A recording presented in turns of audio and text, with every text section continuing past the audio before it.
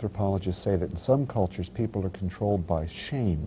Yeah. If people knew what you did, you would be so ashamed. That's pretty good, but it has a little out. If you can get away with it and nobody knows it was you, you're tempted. The superego is one step better, because even if nobody else knows, you know and God knows. And so you get punished for even thinking about doing things. Now let me just sidestep or take a little side road here for a second. Are you suggesting that in some of these primitive cultures people don't have superegos, that it's something unique to our culture? It's certainly not unique to our culture, but yes, there are some cultures in which the superego is a very minor part of a given person's mind. Our culture today is mixed on it. We've drifted more toward a shame sort of culture, where what the public knows, what other people know is more important, but we were primarily a superego culture. And of course that comes from our whole Judeo-Christian heritage. You know, God is watching. Mm-hmm.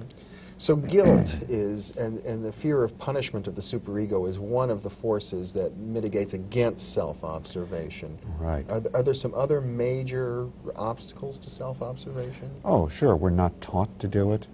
The whole culture gives us a picture that we're not good, so we don't want to look.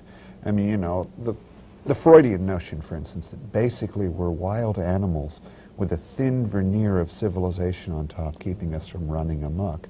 I mean, who wants to look inside if that's all the picture? sex and aggression. Right. Or if you're born in original sin and basically you're rotten and going to hell, who wants to look at that? So our culture's invented a multitude of ways to distract yourself from ever having to look inside. But the result is that although we apparently avoid the pain of seeing what we fear we'll see, we then go on to really mess up our lives because we don't know ourselves. Yeah. We don't know what we're really like, we don't know what we really want, we don't know our resources well, and we make mistakes. And yet we have this ancient philosophical tradition, which I think at least goes back to Socrates, where he says, man, know thyself. And yet, you know, when I studied philosophy in college, there was none of that. You didn't have Introspection 101 and 102? None at all. Okay. No. Introspection is outlawed even in psychology pretty much these days. And you know, not only is it effectively banned, but we don't have the skill to introspect very well. You know, it's one thing to tell somebody, start observing yourself, see how you really feel, what's really going on. But if people take that seriously, what they often find is that it's very hard to concentrate. Their attention drifts, they get confused as to what they're looking at, and pretty soon they end up watching TV and distracting themselves again. You know what you're saying reminds me of an episode as an undergraduate psychology student back at the University of Wisconsin in the 60s. I helped form the Psychology Students Association, and I was elected to be the vice president when I gave a little speech in which I said, I became a psychology major in order to know myself. And I'm not learning anything here in this department. I bet your fellow students loved it and it didn't go over well with the faculty. I got a standing ovation at the time, but I doubt, or I don't know, that there's been much change in academic psychology since then either. Not much. I mean, there's been a little bit of loosening up. I mean, even the behaviorists now talk about verbal reports of fantasy behavior or something, but still no recognition that we need to systematically observe our own minds. I would think, you know, that ultimately this should be the goal of psychology. I wouldn't want to make it as the goal, because, you know, we have learned a lot by concentrating on observing people from the outside. Yeah. See, one of the things when you practice self-observation that you learn is that you fool yourself, that you're a very biased observer. And to get the feedback from somebody else can be so helpful. I mean, for instance, take a classic case of in therapy. Somebody goes into therapy and the therapist tries to find out the problem. And they say something like, do you get along with your father? And the client says, yeah, I get along just fine. The therapist says, oh, really, no problems at all? No. Now, the client isn't observing himself very well. In fact, now there are systematic psychological blocks to his knowing that. But the therapist can see there's a big discrepancy between the behavior and the report, and that suggests a line of work that you might learn a lot from. So we need both. We need feedback from other people as to how they perceive us, as well as learning to perceive ourselves from the inside. Well, is the the art of self-observation, is that the goal of any discipline at all? No.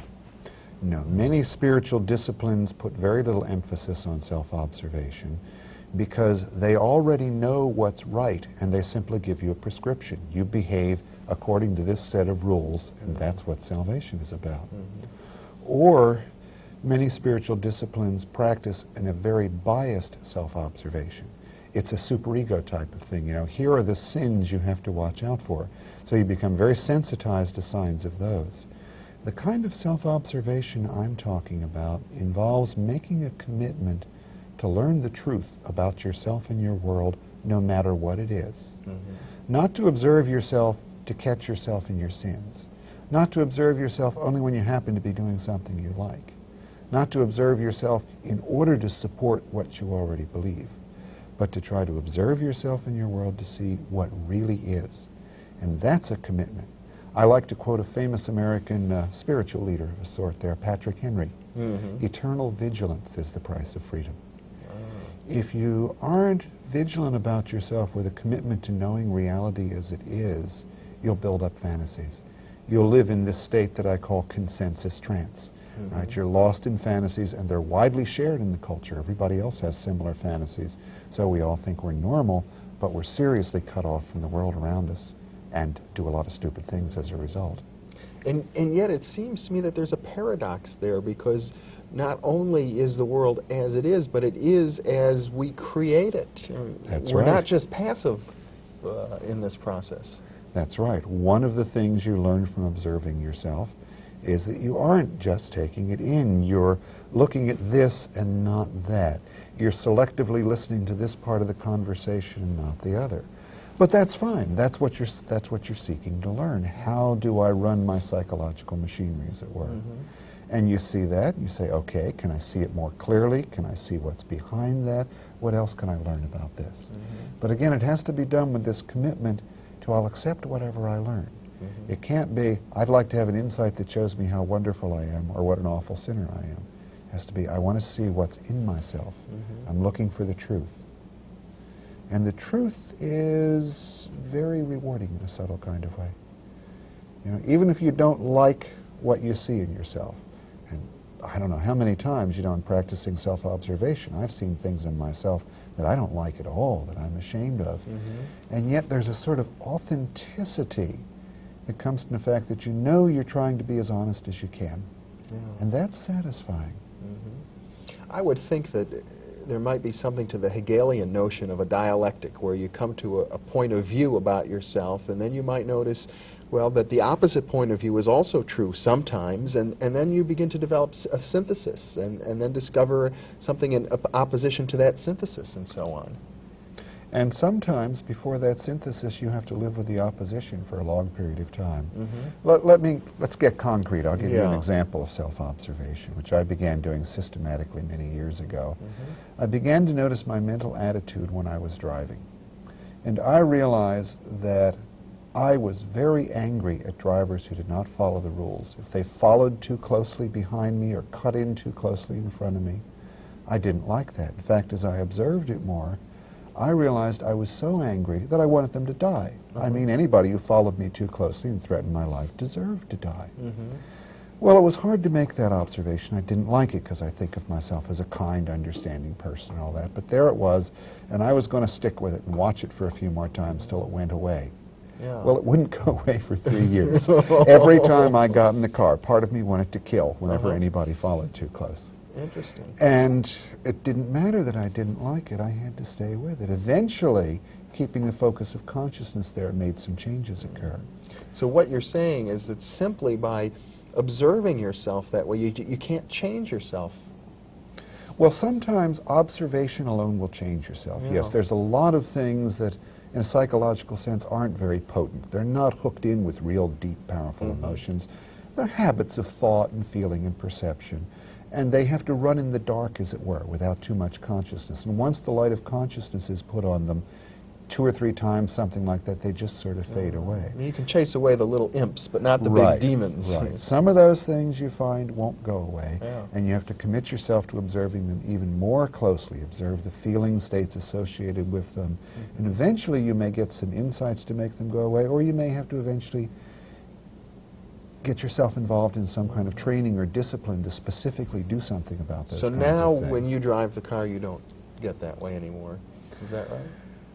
It's not anywhere near as bad now. Yeah. I don't pay as much attention to it. Now I get mad at the people who don't signal their left-hand turns until they're actually making the turn when you haven't had time to move over into the other lane. Oh. No, when I first started self-observation, I thought, right, I should be able to do this for a month and become a perfect being. But it's a long haul. But it's satisfying.